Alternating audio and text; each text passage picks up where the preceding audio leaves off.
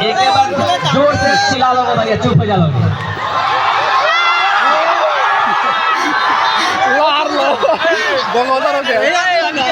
Video बना जाओ।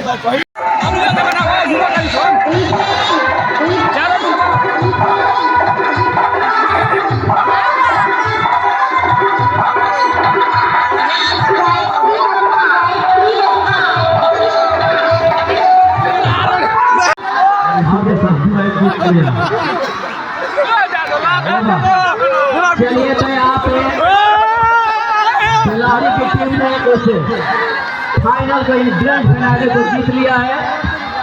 26 रनों से इन्होंने जीत लिया है और चमचमाते है। अब मैं चाहूंगा कि दोनों ही टीमों के कैप्टन अपने पूरे प्लेइंग 11 और जो साथ में आपके सहयोगी जो प्लेयर हैं उनको साथ देकर कमेटी